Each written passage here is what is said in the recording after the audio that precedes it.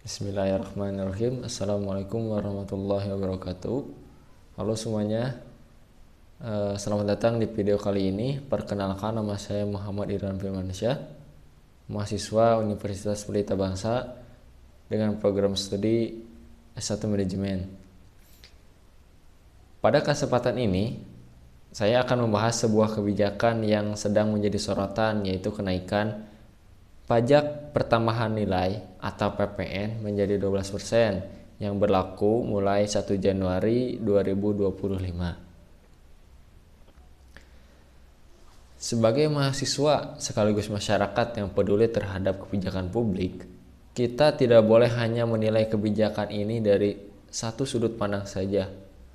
Oleh karena itu, dalam video ini saya akan mengajak teman-teman semua untuk menganalisis secara kritis mengenai dampak kenaikan pajak pertambahan nilai atau PPN ini terhadap perekonomian Indonesia, baik dari sisi pemerintah, dunia usaha, maupun masyarakat umum.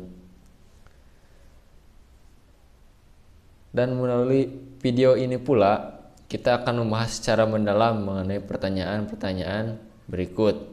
Yang pertama, mengapa PPN dinaikkan menjadi 12%? Pertanyaan kedua, apa dampaknya terhadap daya beli masyarakat, dunia usaha, dan inflasi? Pertanyaan ketiga, bagaimana teori ekonomi menjelaskan efek kenaikan pajak terhadap pertumbuhan ekonomi? Pertanyaan terakhir, atau yang keempat, apa yang bisa dilakukan pemerintah dan masyarakat untuk meminimalkan dampak negatif dari kebijakan ini? Saya berharap video ini dapat memberikan wawasan baru bagi kita semua dan mendorong diskusi yang lebih mendalam mengenai kebijakan pajak di negara Indonesia. Apa sih itu PPN? PPN atau pajak pertambahan nilai adalah pajak yang dikenakan atas transaksi jual beli barang dan jasa yang dikonsumsi di dalam negeri. PPN merupakan salah satu jenis pajak tidak langsung. Artinya, pajak ini tidak langsung dipotong dari penghasilan individu atau perusahaan, tetapi dikenakan pada harga barang atau jasa yang dibeli oleh konsumen. Menurut data Menteri Keuangan, PPN menyumbang sekitar 42% dari total penerimaan pajak nasional, sehingga peran pajak ini sangat penting dalam anggaran negara. Terus, mengapa PPN dinaikkan?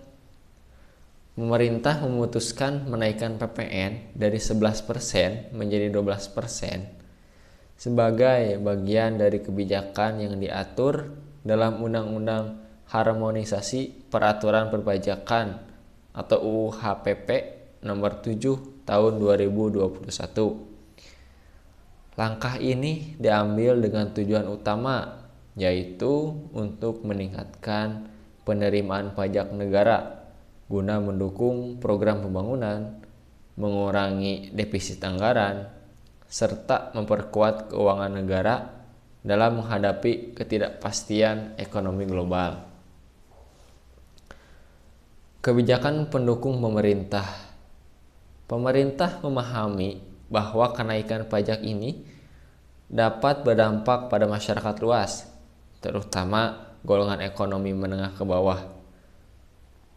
Oleh karena itu, pemerintah telah menyiapkan beberapa kebijakan kompensasi untuk meringankan beban masyarakat, yang mana diantaranya yang pertama, diskon tarif listrik 50% bagi pelanggan rumah tangga dengan daya 450 volt ampere dan 900 volt ampere bersubsidi.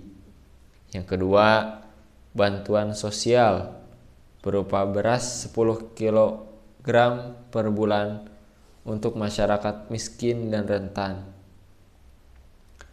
Namun, pertanyaannya adalah, apakah kebijakan kompensasi ini cukup untuk menyeimbangkan dampak negatif kenaikan PPN?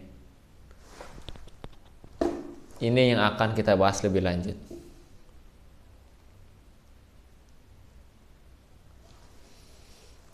Baik, dampak terhadap daya beli masyarakat. Salah satu dampak langsung dari kenaikan PPN adalah meningkatnya harga barang dan jasa di pasar. Dengan pajak yang lebih tinggi, otomatis harga barang juga akan mengalami kenaikan, yang pada akhirnya menekan daya beli masyarakat. Dalam teori ekonomi Keynesian, konsumsi rumah tangga adalah salah satu faktor utama yang mendorong pertumbuhan ekonomi. Jika daya beli masyarakat menurun akibat kenaikan pajak, maka pertumbuhan ekonomi bisa melambat. Lalu dampak terhadap UMKM dan dunia usaha. Bagi pelaku usaha, terutama usaha mikro, kecil dan menengah atau UMKM, kenaikan PPN dapat menjadi tantangan yang sangat besar. Sebagian besar UMKM bergantung pada barang dan bahan baku yang dikenakan PPN, sehingga biaya produksi mereka akan meningkat. Akibatnya, banyak pelaku usaha yang harus memilih antara menaikkan harga jual atau menanggung penurunan keuntungan. Jika harga produk naik terlalu tinggi, maka daya beli masyarakat bisa semakin turun, yang pada akhirnya dapat menyebabkan penurunan penjualan dan potensi kebangkrutan bagi UMKM tersebut. Lalu, dampak terhadap inflasi. Menurut Bank Indonesia, kenaikan PPN sebelumnya dari 10% ke 11% pada tahun 2022 telah menyebabkan kenaikan inflasi sebesar 0,2 sampai dengan 0,3%. Jika tren yang sama terjadi pada kenaikan PPN yang dari 11% menjadi 12%, maka ada kemungkinan inflasi akan meningkat lebih lanjut. Inflasi yang tinggi bisa menjadi ancaman serius bagi stabilitas ekonomi, terutama jika tidak dibarengi dengan peningkatan upah atau daya beli masyarakat.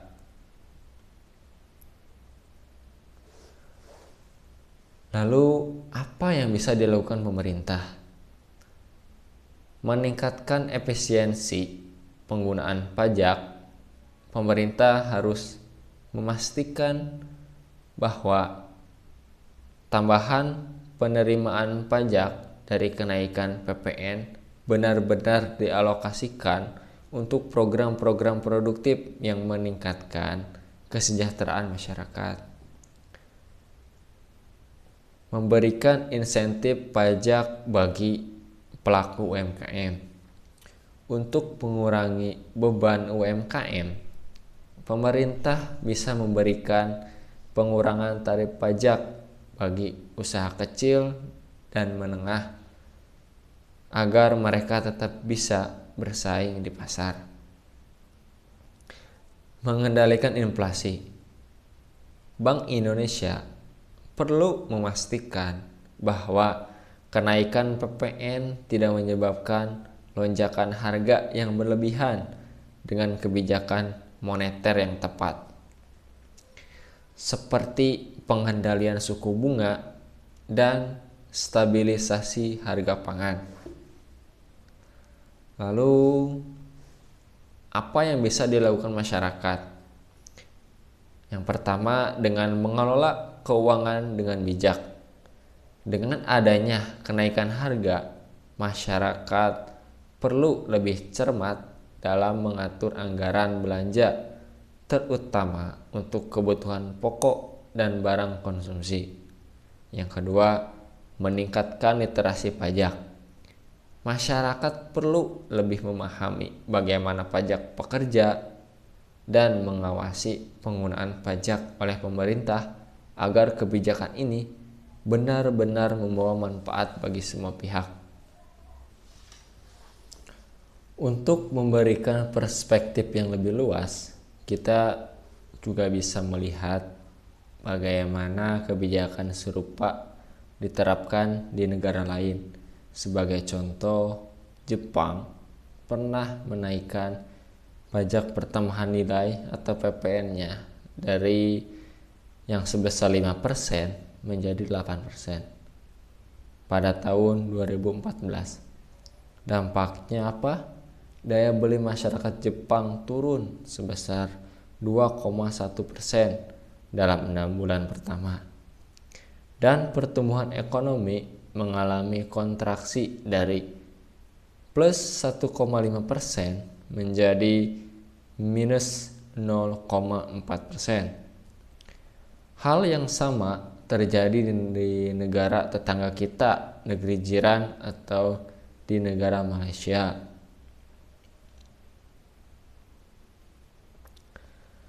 Ketika mereka memperkenalkan Goods and Service Tax atau GST sebesar 6% pada tahun 2015, inflasi naik sebesar 1,6% dalam 1 tahun.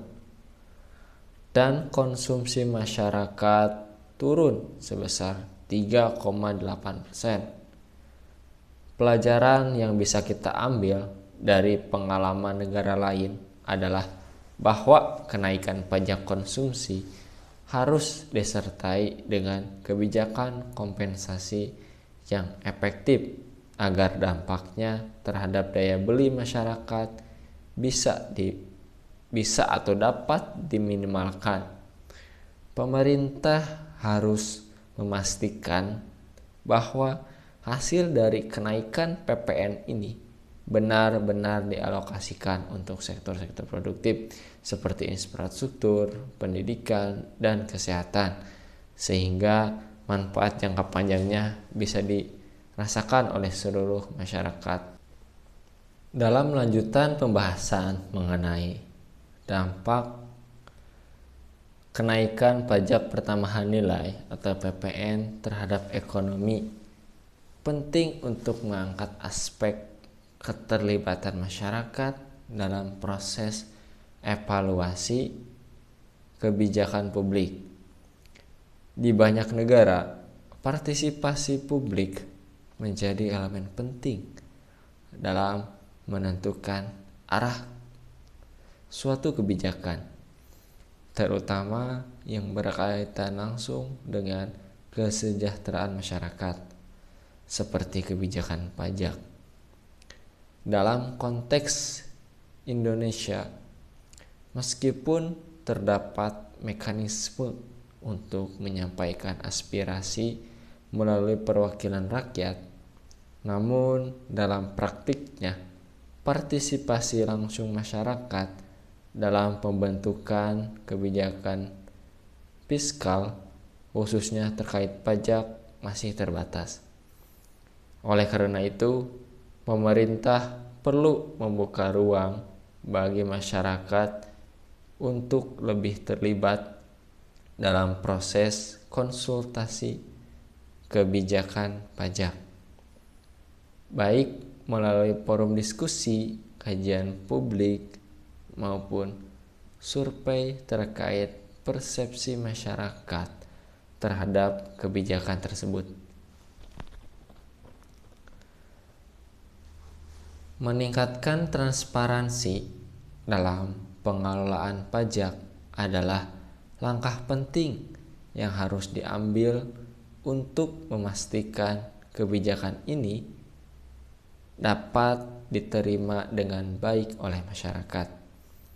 Salah satu upaya yang dapat dilakukan ialah dengan memberikan informasi yang jelas dan mudah diakses mengenai tujuan penggunaan dana pajak yang terkumpul, terutama yang berasal dari kenaikan.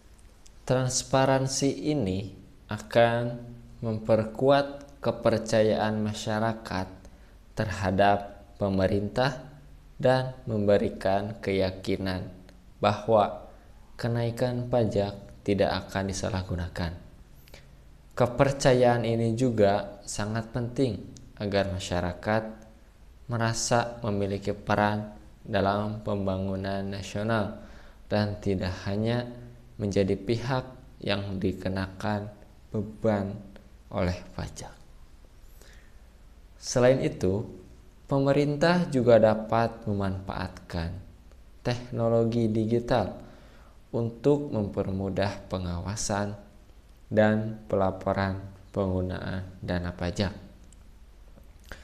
Platform digital dapat digunakan untuk menyediakan laporan secara real time mengenai alokasi dan penggunaan dana pajak yang terkumpul, sehingga publik dapat memantau secara langsung bagaimana uang pajak digunakan untuk meningkatkan kualitas infrastruktur, pendidikan, dan pelayanan publik lainnya. Ini tidak hanya akan meningkatkan efisiensi administrasi pajak, tetapi juga membangun rasa kepemilikan dan tanggung jawab di kalangan masyarakat. Dengan demikian, penerimaan pajak termasuk PPN dapat lebih optimal karena adanya dukungan dari masyarakat yang merasa dilibatkan dan dihargai dalam proses pengelolaan negara. Di sisi lain, sektor swasta dan dunia usaha juga harus lebih kreatif dalam menghadapi kenaikan PPN ini.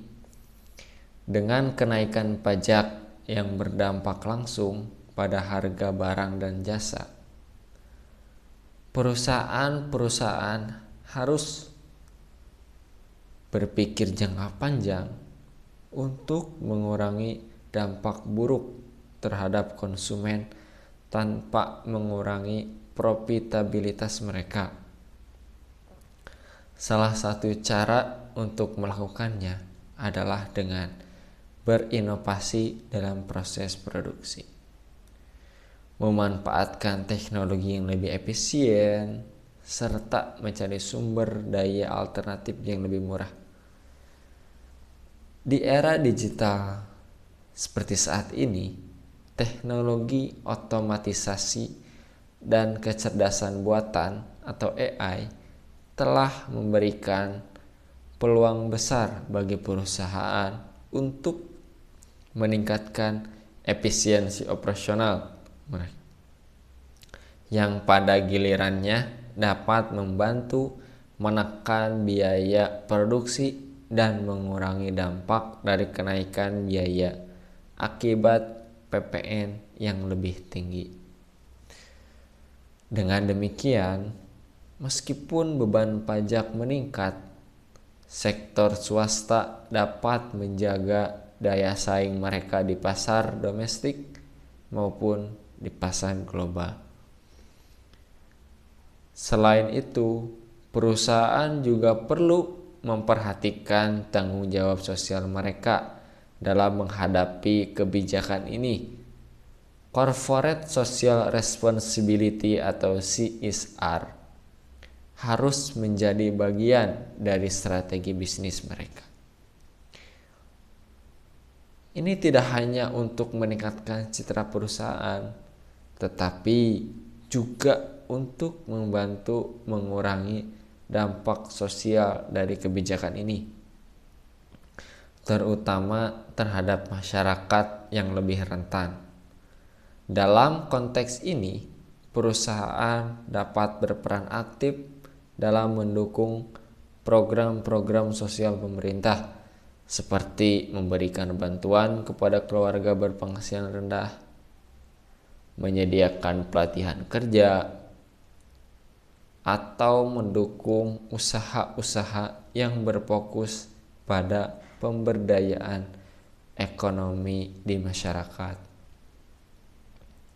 Kemudian, salah satu hal yang tak kalah penting untuk dibahas dalam kenaikan PPN terhadap sektor-sektor tertentu yang memiliki ketergantungan tinggi terhadap konsumsi masyarakat. Seperti yang mana kita ketahui, sektor perdagangan, transportasi, dan jasa merupakan sektor yang sangat sensitif terhadap perubahan harga. Kenaikan PPN dapat menyebabkan peningkatan harga barang dan jasa yang pada gilirannya dapat mengurangi daya beli masyarakat, terutama di kalangan kelas menengah ke bawah.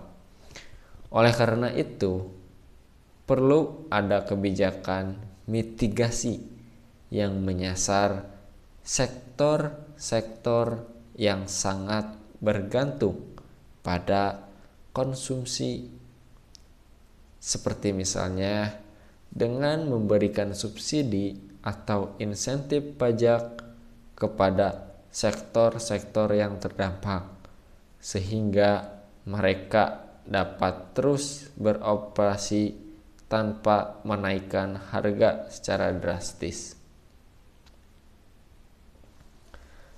Kebijakan semacam ini sudah diterapkan di beberapa negara yang menghadapi situasi yang serupa dan terbukti efektif dalam menjaga stabilitas harga dan daya beli masyarakat.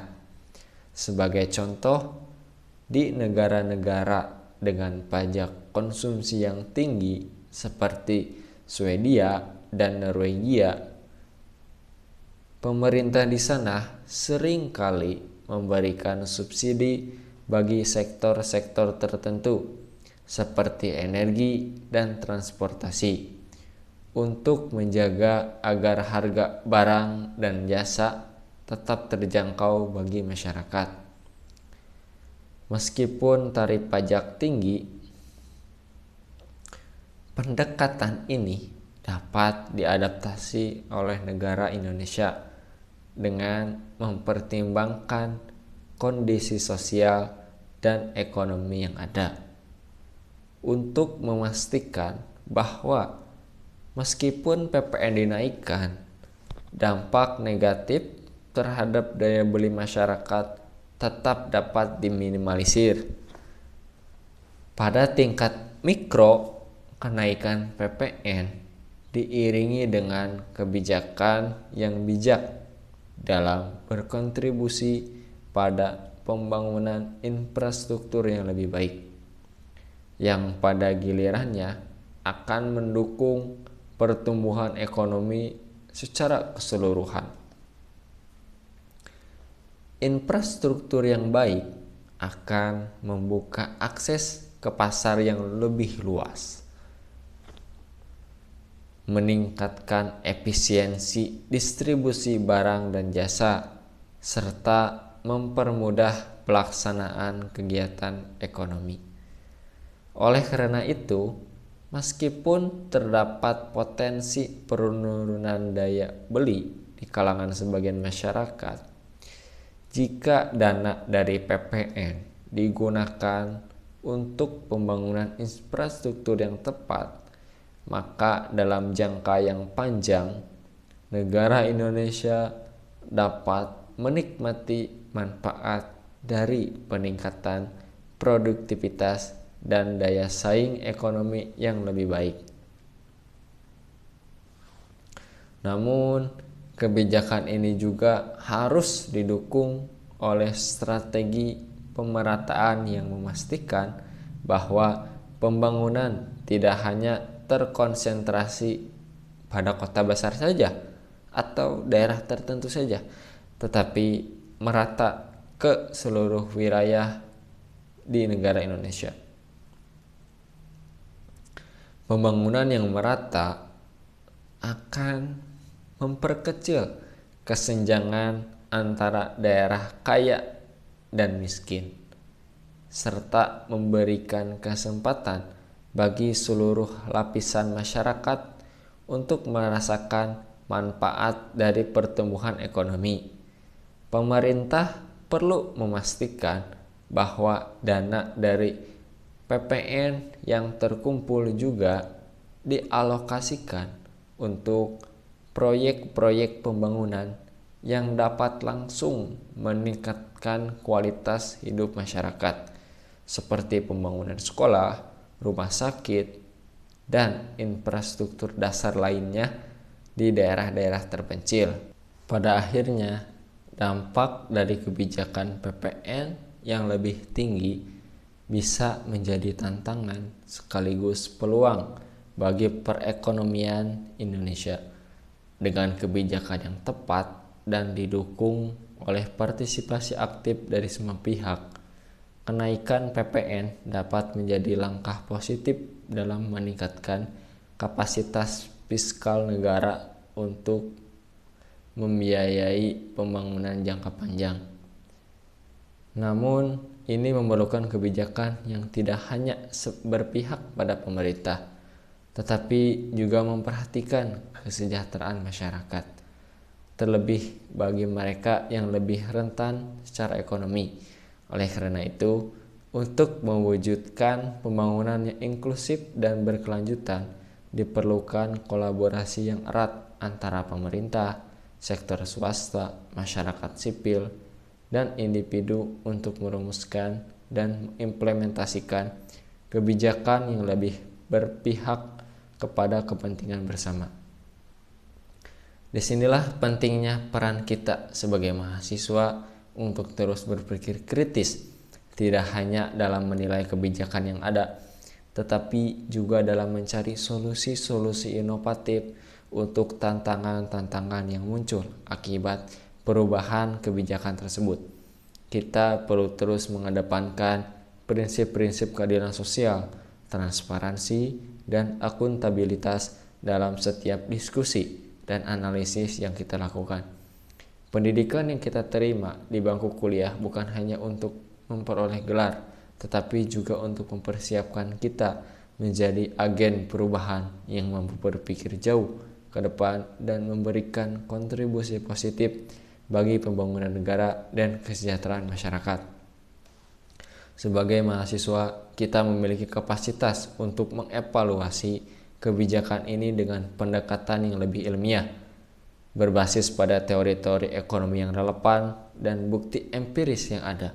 Kita juga memiliki peran untuk memastikan bahwa kebijakan yang diambil oleh pemerintah tetap memperhatikan kesejahteraan rakyat yang banyak dan bukan hanya menguntungkan segelintir orang atau kelompok saja.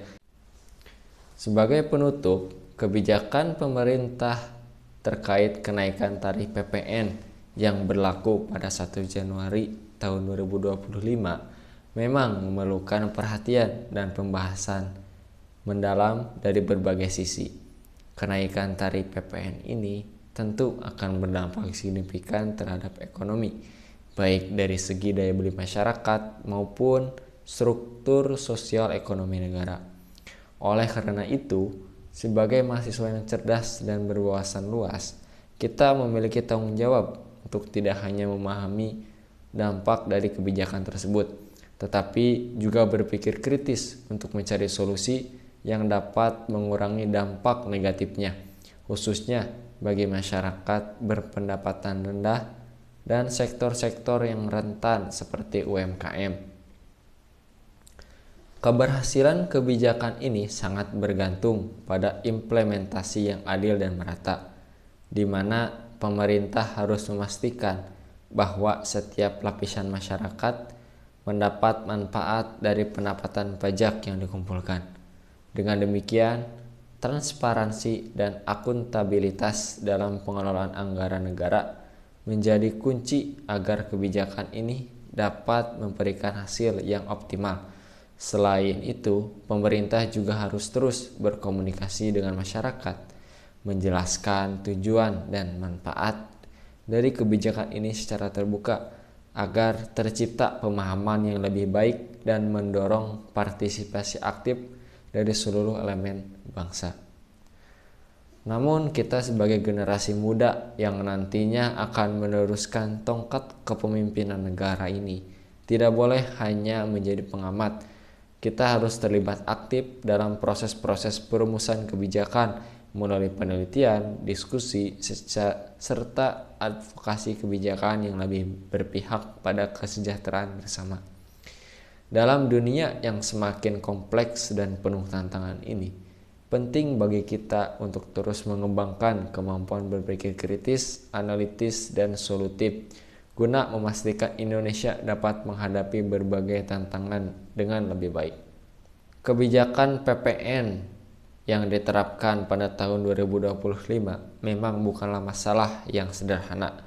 Namun dengan pemahaman yang mendalam, perencanaan yang matang, dan pelaksanaan yang tepat, kita bisa menghadapinya dengan bijaksana. Sebagai mahasiswa Universitas Pelita Bangsa, kita tidak hanya belajar untuk menjadi pribadi yang sukses di masa depan, tetapi juga untuk memberikan kontribusi yang positif dalam pembangunan negara yang lebih adil dan sejahtera. Mari kita terus berkolaborasi, berpikir kritis, dan berinovasi untuk menciptakan solusi terbaik bagi permasalahan yang ada dan mewujudkan masa depan yang lebih cerah untuk Indonesia. Terima kasih atas perhatian dan partisipasi Anda dalam diskusi ini. Semoga apa yang kita bahas hari ini memberikan wawasan yang lebih luas dan membuka jalan untuk pemikiran yang lebih mendalam tentang kebijakan-kebijakan yang ada di negara kita. Akhir kata, wabillahi taufiq wal hidayah. Wassalamualaikum warahmatullahi wabarakatuh.